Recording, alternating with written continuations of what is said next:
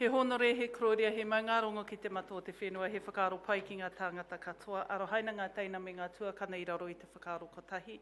Ana tēnei katoa ki te tuku whakaaro, ki te mana i te whenua, ngā te rāhiri, ngā te kawa, kauta ngā rangatira o ngā hapu maha, a ngā puhi nui tonu tēnei te mihi atu ki a koutou katoa te pāpā. Pai te kite e pātu, pai te kite. Firstly, thank you for enduring and waiting for me to get here. Due to some baggage difficulties, I was somewhat delayed. New airport, but the baggage didn't work, but that's okay. When I met Julianne Chetham and Deborah Harding at Waitangi earlier this year, they talked about some of the challenges around trying to get Māori represented on local councils, and I understand that. And that's why I thought it would be a good thing to support an initiative like this, to have a conversation about how do we ensure that we inspire people enough to not only participate in local body elections, but join with councils with some of the challenges that they have in front of them to try and create the types of communities that we want to see. So I want to acknowledge all the councils that are represented here, Bill, for Northern Regional Council, Tanya for the Northern District Council, all the councillors who are participating in this, and all the invited speakers. You have a very impressive lineup of workshops coming up in front of you, and I think you should make the most of it. But one of the fundamental things that we all see as an opportunity is that now more than ever before, what is happening in local government really does matter. If we think about the things that affect our everyday lives, like our rates, the life of our community, whether we've got pavements and lights, yes, it's all of that, but sometimes it's things like our kids having access to recreational facilities, the life of our community and how we could create that type of feeling. Now, when Calvin, our Minister for Te Arawhiti, when he undertook those consultations around the country, without a doubt, the thing that came up top of the list from every Māori community was the relationship with local council. So that, in part, helped shape some of the conversations I was starting to create also in the local government space around how do we create these communities where well-being of all our people, Māori included, of all our people became something central to the way in which we reorient the way that local government works. That's why one of the first legislative changes I made to the Local Government Act was to reinsert the 4 well-beings. Now for Māori, that doesn't kind of sound like too much, except that we don't differentiate, we don't separate the land from the water from the people, the environment from the economy, the physical, the economic and the social objectives. We don't separate any of that. Everything's we see things as a whole, as an interconnected whole. So from a legislative sense, reinserting the 4 wellbeings back into local government legislation enabled myself as Minister with the local government sector to have this kind of community, this conversation about what is it going to take for central and local government to work together around these bigger wellbeing outcomes. After all, we all care about the rivers that our kids swim in, the rivers and the streams that our kids swim in. Every time when I came up here for a holiday, we used to bath in the stream just at the bottom of my grandmother's house. That was my experience of coming up north for a holiday. I also caught tuna in the stream across the road as well. The point of it is, we've all got these other aspirations that we want to achieve, which at a very practical level, local government is involved in. So, by saying our conversation is more than roads, rates and rubbish, it's about all these other things, how are we going to do this together? Now what I needed to understand coming into the portfolio is that local government, and especially when we think about the north, some of the biggest challenges confronting the local government sector was funding and financing. Most of their revenue comes from rates. And actually, we've got communities where there is a small rate paying base, where there are big challenges around infrastructure. It becomes a real juggling act for many councils to think, how am I going to account for all these other aspirations but actually deal with some basic things that are in front of us that actually deliver services to our communities, and I get that. So the biggest issue come out, funding and financing for the sector. What were the pressures causing that? Often infrastructure and renewal programs. That's why one of the other big challenges I took on was trying to figure out what was happening with the pipes under the ground, servicing our households with water. How many people live further than Te Hapu and have to boil their water often because they can't rely on it being healthy and safe to drink? Hey, those types of things. So I had to pull that issue forward and say, okay, we're going to deal with this. The other issue was ensuring that we were going to find a way to deal with some of the big challenges in front of local government around the climate change issue and building resilience. How many of our marae or communities are along the coast or in areas where there's floods, and there's often real challenges when you have a big weather event in your community. There's flooding and things like that. So that was the number 3 challenge. And then the number 4 challenge is, what would I do as local government minister to assist the challenges of regional economic growth? And again, the Provincial Growth Fund became actually a natural partner for this area. And how do I link the local government sector into that kind of conversation with access to that type of investment in some strategic way? So those were the 4 things that I took on board to deal with. But if I make it real for us in the conversation you're having here today, the top conversation for Māori was, how are we going to increase Māori representation in local government? And hats off to many of the councils who led the charge and came to me as minister and said, well, we need to change that 5% threshold in the legislation. Were it so easy? I was very upfront. People who know me will know you, what you see is what you get. I'll give you an answer if I've got it. If I haven't got it, I'll tell you. And if I'm working on it, I will work to the hardest degree possible. But on that issue of removing the 5% threshold in the legislation, that became a barrier too great for many communities to be able to create dedicated Māori representation. I said to the many mayors who wanted to lead this conversation, you need to go back to your communities and try and convince the community at a very local level why it's important to have Māori representation. Because the makeup of our government with a coalition partner and a confidence and supply partner made that political conversation within Parliament difficult to have if there wasn't a groundswell of opinion. They got it, and I'm glad they did. What they realised after leading the charge on increased participation in their community, Whakatane, Wairoa, Palmerston North, all throughout the country who wanted to try and do this, is how deeply seated the views in their communities were against Māori representation. Against Māori representation. But when you think about it, there's nothing to fear from Māori representation. Many of our communities are staying in the rohe that they belong to and want to contribute to the life of the rohe that they've moved into. Many of our Māori communities are like that, however, couldn't get it over the threshold. So the next step then was that council started to ask themselves, how can we build in Māori participation within our decision-making processes, so even though we can't get it over the political threshold of having representation around the table, and that remains still an ambition, we will build into our process something that can include Māori at a decision-making level. So I'm really glad to see that you've got James Whetu from Hamilton City Council. They were, for example, a council that did that, and so too was Hastings. They initiated something that would embed Māori participation within the decision-making processes, and there are many more, several more councils who did this. So, true to Māori fashion, if you can't get through one door, you'll always find the other one to be able to get there. And I think what that's shown is the openness of councils now to figure this out with Māori, Why does it matter in many communities?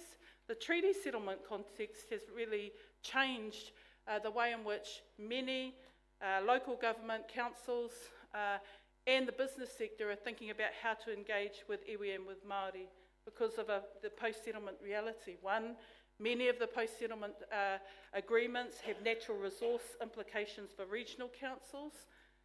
Many of the treaty settlements have passed back Crown land into Māori ownership, and so, you know, in some cases like the Waikato, Tainui is one of the biggest ratepayers for the Waikato District Council. It pays for them to talk to one of the biggest ratepayers in the rohi, and the like.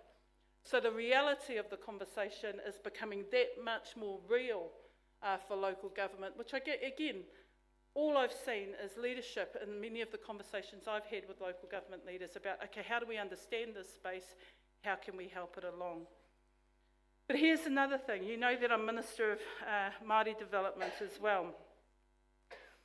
So one of the challenges that we're trying to overcome in the Māori development space is our whenua Māori, our Māori freehold land, and some of the impediments that exist across councils to try and do what we would think are simple things like build papakainga, you know, come up with the types of arrangements with our councils around a rates remission policy that sits aligned to a whānau or a Māori Land Trust land development initiative, so that people are feeling like, okay, I've got all these rates accruing, the unpaid rates there, and it's really hard for our whānau to even contemplate development if we're dealing with these issues, but I'm really worried about, you know, being pinged if I try and do something, so it's better to do nothing.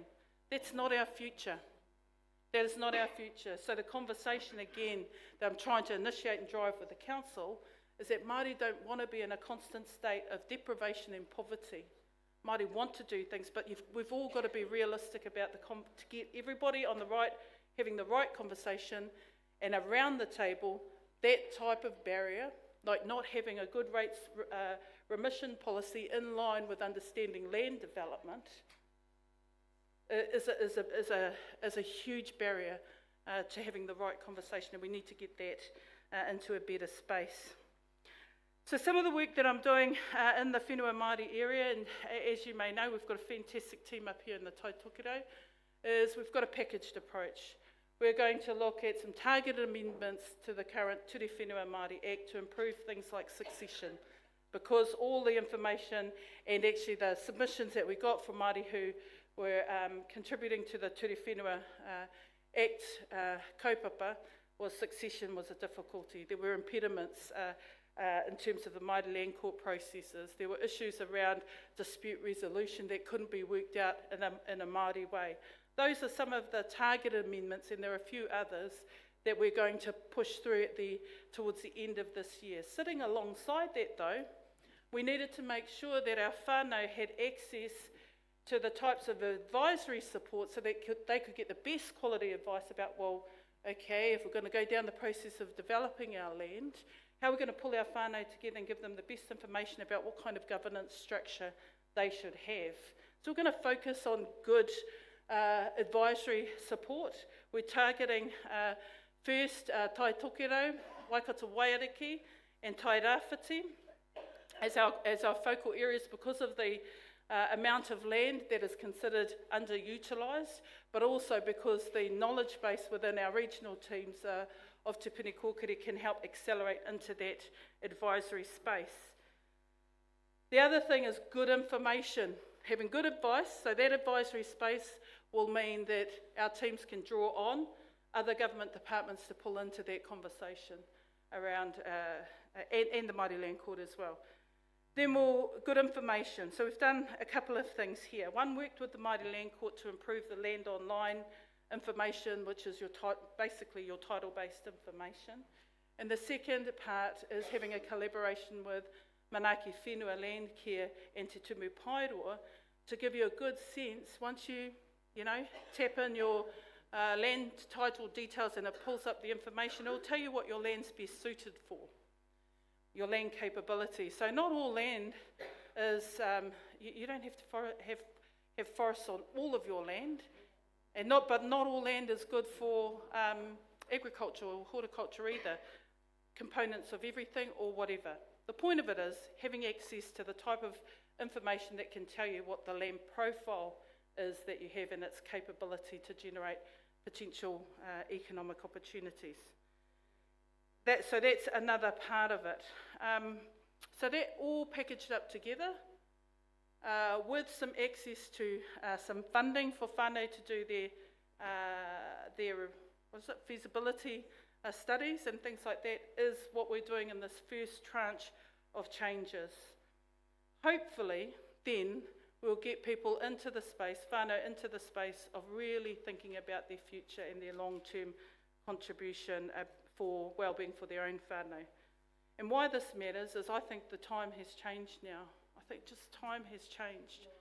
When we see the gaps between rich and poor getting greater and greater, many more of our whānau are looking to ourselves and say, well, we've got to do more for ourselves. We can't rely on the system or the man or whatever, however my cousins put it. But we've got to do something for ourselves. So that brings me to the next challenge in front of me around the Māori development space and reorienting Te Puni Kōkiri. I think if we want to take charge of our future and be the architects of our own destiny, the way in which Te Puni Kōkiri operates now and into the future will matter. So we're going to focus primarily on charging up the way in which our regions are working with other government departments or groupings to help whānau lift their aspirations into an active space. And by that I mean, many more of our whānau want to get into whānau, social or economic enterprise. It's pretty simple really, because we want to create our own opportunities for our whānau. So we're going to charge up the regions to be able to do that, but at the same time what that will mean for the department is at the centre we're going to become a lot more focused in the policy that we lead for wellbeing outcomes for Māori. We're not going to be second opinion advisors, we're going to lead the things that work by focusing on what works in the regions, taking those learnings and saying this is the way we do it, and if we can get whole of system change by promoting that type of connect, then that's what we're going to do. It'll mean a challenge for the public sector. This brings me to my next point. You would have read today that the Minister for the State Services sector is changing the way in which a public service is operating, recognising the Treaty of Waitangi at one level, but really what it means is shifting the levers to ensure that that Cs of government departments are becoming a lot more proactive in the way that they're contributing to wellbeing outcomes for Māori. That matters, because actually, for too long, and many of you know, our government sector has been too complacent working in silos, but for Māori wellbeing outcomes, we need to work across. Remember, we think everything's interconnected, eh? We need the public sector to work a lot more fluidly and across each other. And so we're going to focus a lot more on that.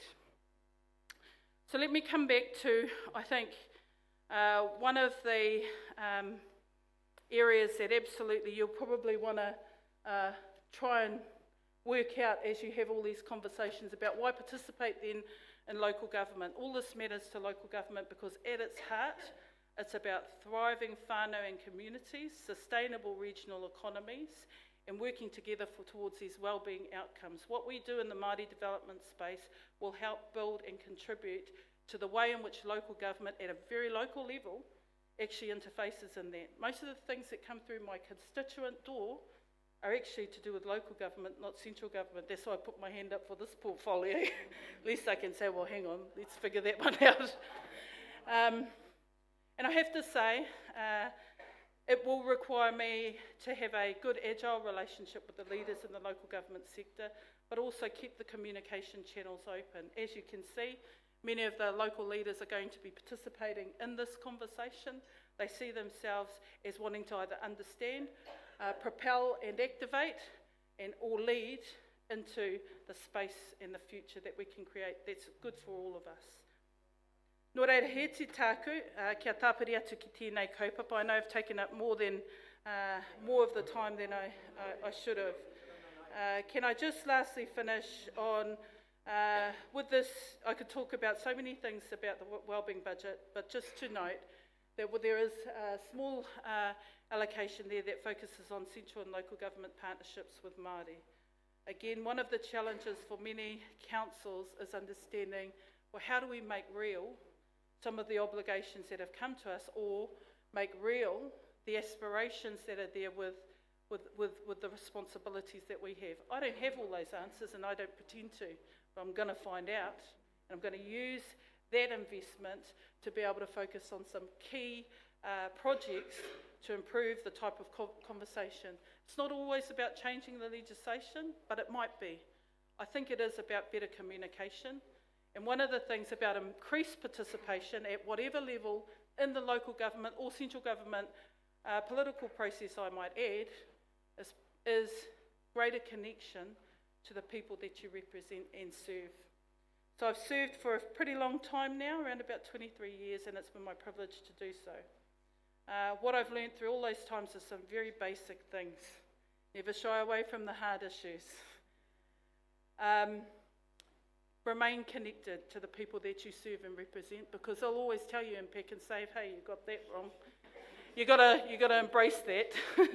But they'll also give you some frank comments that sometimes the more you're in politics, sometimes people tend not to tell you. But the people in the coalface who vote you in, day out, at every triennial election, they won't be afraid to say, when I voted for you, this is what you stood for, what's happening. And you have to remain connected to those conversations, because that's what keeps you real. Nō reira, anei anō te whakaro ki tēnei o ngā kaupapa. I think it's a really great initiative to bring whānau together to contemplate what the benefits are in local government participation. I think there are many. But we must have foresight in terms of the reasons why we're doing these things. Our kids actually require us to take them to a better destination.